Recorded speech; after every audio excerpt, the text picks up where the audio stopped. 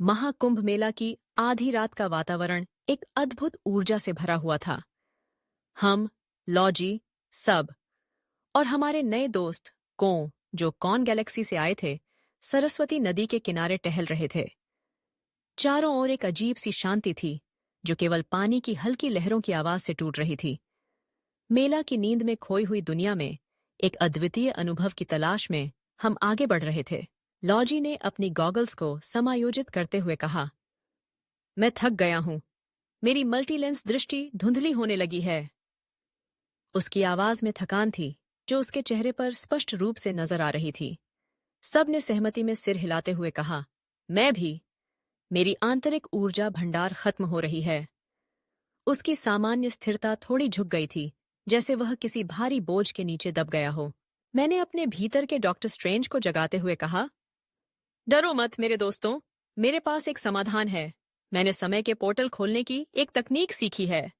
हमें और चलने की जरूरत नहीं है। हम सीधे उस तंबू में पहुंचेंगे जहां बुद्ध की आत्मा शिक्षा दे रही है। है। मेरे शब्दों के साथ एक चमकदार लहर हमारे सामने प्रकट हुई, जिसमें एक शांत तंबू दिखाई दिया, जो नरम सुनहरे प्रकाश में नहाया हुआ था। स्वागत है ज्ञान के एक्सप्रेस में, मैंने पोर्टल की ओर इशारा करते हुए कहा। हम तंबू के भीतर पहुंचे, जहां शांति का वातावरण था। हवा में एक अद्भुत स्थिरता थी। बुद्ध की प्रकाशमय आकृति ध्यान में बैठी थी, जो करुणा और ज्ञान का प्रकाश फैला रही थी। मैंने अपने साथियों की ओर मुड़ते हुए कहा, ठीक है, हमारी योजना याद रखो। लॉजी, तुम तार्किक दृष्टिकोण से प्रश्न पूछोगे। सब, तुम अपने हृदय से पूछोगे। तुम अवचेतन मन के अनजाने क्षेत्रों की खोज करोगे। लॉजी ने सबसे पहले प्रश्न पूछा। भगवान बुद्ध, उसने शुरू किया, एक पूरी तरह से तार्किक दृष्टिकोण से हम किस प्रकार अस्थायित्व की धारणा को चेतना की निरंतरता के साथ सामंजस्य बिठा सकते हैं। उसकी आवाज में एक विश्लेषणात्मक लहजा था, जो बुद्ध के उत्तर की प्रतीक्षा कर रहा था।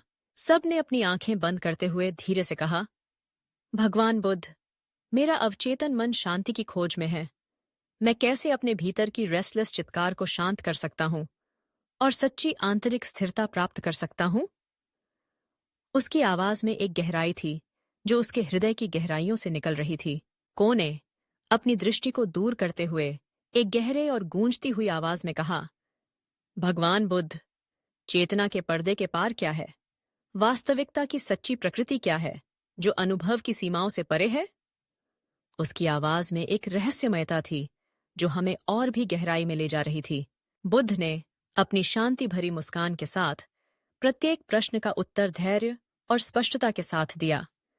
उन्होंने 4 आर्य सत्य, 8 फोल्ड मार्ग और सभी प्राणियों की आपसी निर्भरता के बारे में बताया। उन्होंने दुहख की प्रकृति, आत्मा के भ्रम और मुक्ति के मार्ग पर प्रकाश डाला। उनके शब्द हमारे भीतर गहराई से गूंज रहे थे, जैसे वे किसी प्राचीन सत्य को छू रहे हों। जैसे जैसे चर्चा आगे बढ़ी, मैंने एक स्पष्टता का अनुभव किया, जो मैंने पहले कभी नहीं किया था। प्रश्न, भले ही उनके दृष्टिकोण में विविध थे, सभी एक ही मौलिक सत्य की ओर इशारा कर रहे थे। अचानक तंबू में एक शक्तिशाली उपस्थिति महसूस हुई। महाकाल, समय का अवतार, हमारे सामने प्रकट हुए।